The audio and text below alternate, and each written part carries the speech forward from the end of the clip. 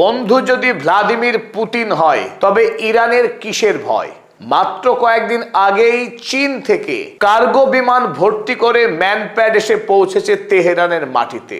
আর তার কিছুদিন যেতে না যেতেই এবার রাশিয়া থেকে জল জাহাজ ভর্তি করে তেহরানের উদ্দেশ্যে পাঠানো হচ্ছে বিস্ফোরক, ড্রোন এবং মিসাইল তৈরির যন্ত্রাংশ।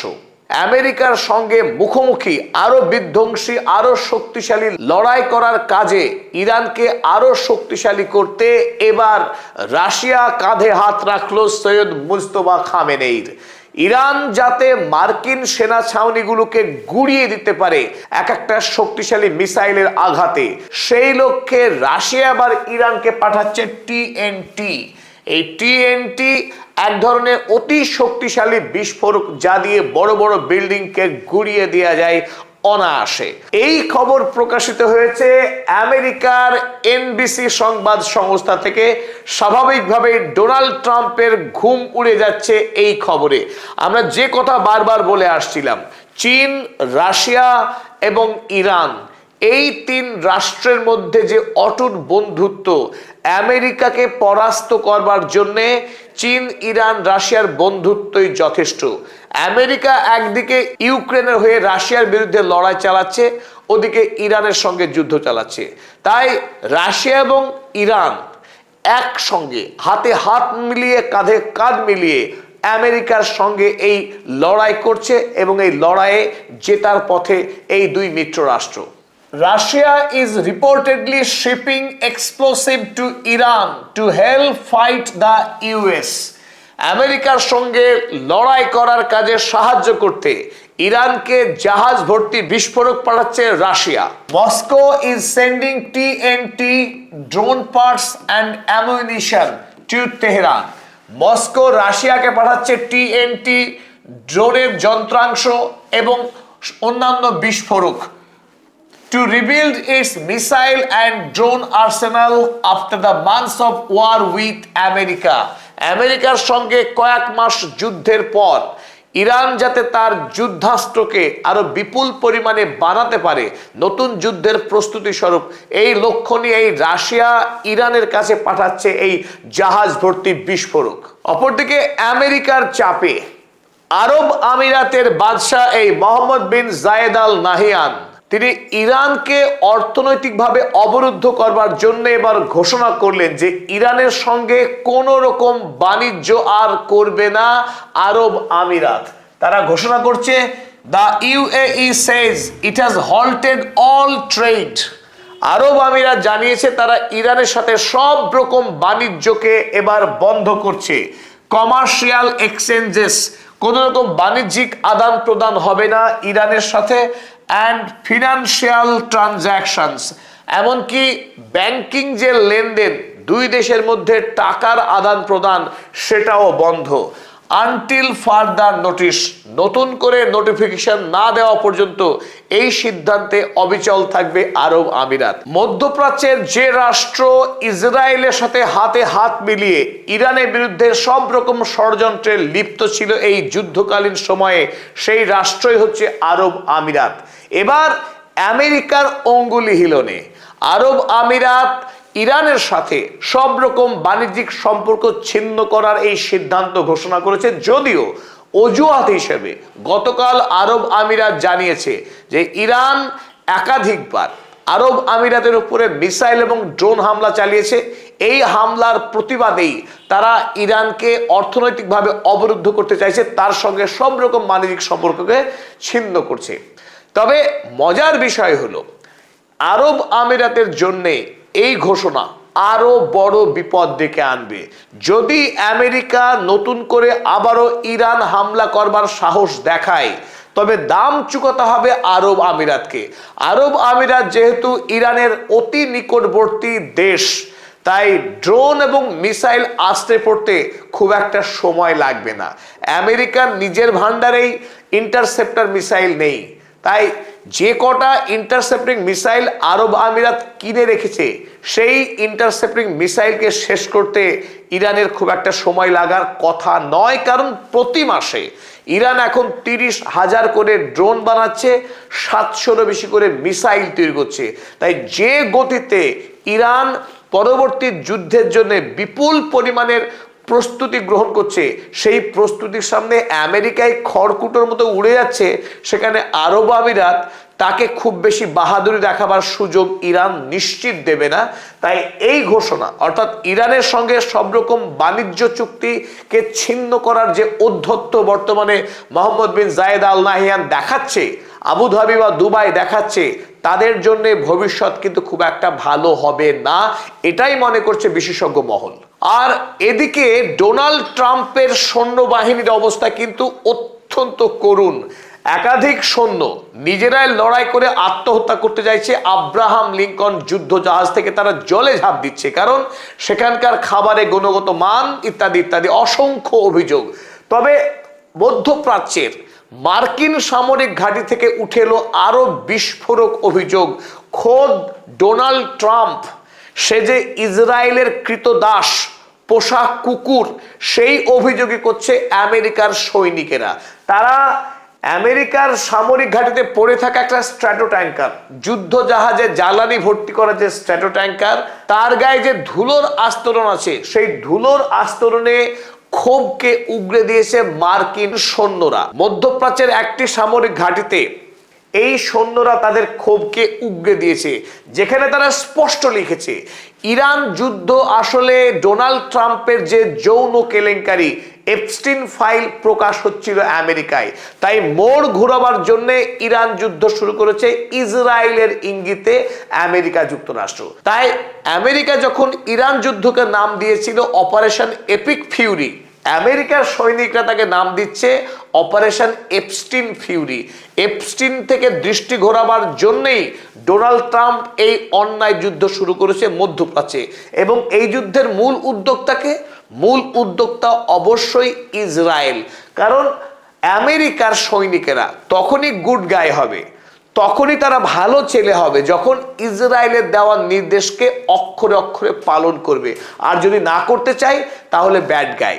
তাই ডোনাল্ড ট্রাম্পও এখন বেঞ্জামিন নেতানিয়াহুর কাছে গুড গাই সাজার চেষ্টা করছেন, আর এই কারণেই তিনি যুদ্ধ শুরু করেছেন। তারা এতদূর পর্যন্ত লিখেছে যে ডোনাল্ড ট্রাম্প কথায় কথায় বলছিল ইরানের সঙ্গে পিস ডিল হবে, পিস ডিল হবে।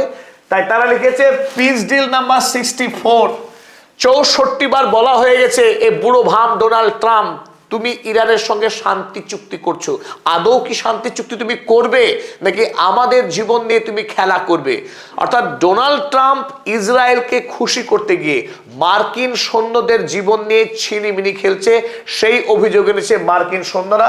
তাই তারা লিখেছে operation Epstein Fury, be a good guy and do what Israel tells you.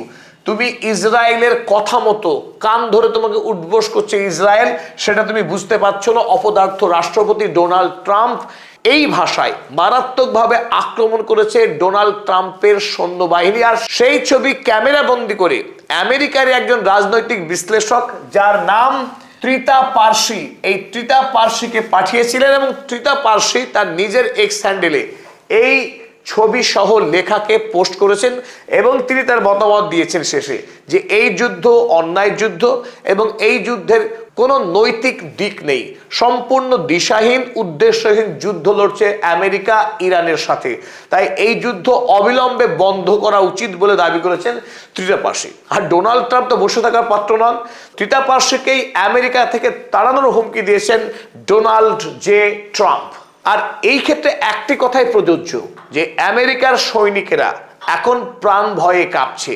Iran যে কোনো সময় এই সমস্ত সামরিক ঘাঁটিতে আক্রমণ করে তাদেরকে গুড়িয়ে দিতে পারে, সেই সম্ভাবনা অত্যন্ত প্রবল। তাই মৃত্যুর ভয় বাড়ছে আমেরিকার সৈনিকদের, যারা এতদিন আফগানিস্তান, লিবিয়া, ইরাকের মতো দেশগুলোকে ধ্বংস করে দিত, জেলখানায় সেই সমস্ত নিরীহ মানুষকে বন্দি করে অকথ্য অত্যাচার করত। সেই মার্কিন সেনারা এখন ইরানের ভয়ে থরথর করে কাঁপছে, এবং দেশের রাষ্ট্রপতির বিরুদ্ধে তারা এখন ক্ষোভ উগরে দিচ্ছে। আর উন্মাদ ডোনাল্ড ট্রাম্প যখন দাবি করছেন হরমুজ প্রণালী আমেরিকার টেরিটরি, আমেরিকা রাষ্ট্রের অংশ, তখন ইরানি বা পিছিয়ে থাকবে কেন? ভারতের হায়দ্রাবাদে থাকা ইরানের রাষ্ট্রদূত তিনি একটি ছবি পোস্ট করেছেন, খুব মজার একটা ছবি। এখানে আপনারা দেখছেন আমেরিকার মানচিত্র। আমেরিকার মানচিত্রে ক্যালিফোর্নিয়াকে নীল রঙে রাঙিয়ে দেওয়া হয়েছে এবং ওপরে লেখা হয়েছে new territory of Islamic Republic of Iran. Islamic Republic of ইরানের নতুন রাষ্ট্রীয় অংশ।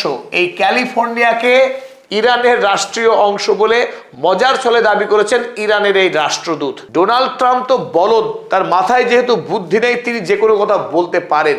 তাই বলে সৈয়দ মুজতবা খামেনেই কিংবা সৈয়দ আব্বাস আরাগচি, ইরানের কোনো রাষ্ট্রপ্রধান তার মতো এই বালখিল্যতায় জড়িয়ে পড়েননি, বরং একজন রাষ্ট্রদূত মজার ছলে এই ছবি পোস্ট করেছেন। আর এতেই ইরান আমেরিকার মিম যুদ্ধ রীতিমতো জমে উঠেছে। তবে আজকের ভিডিওর শেষে যে গুরুত্বপূর্ণ খবরটি আমরা আপনাদের সঙ্গে শেয়ার করতে চাই তা অবশ্যই ডোনাল্ড ট্রাম্পের জামাতা জারেড কুশনার গতকাল রাতে তেল আবিবে বৈঠক করেছিলেন এই গণহত্যাকারী বেঞ্জামিন নেতানিয়াহুর সঙ্গে।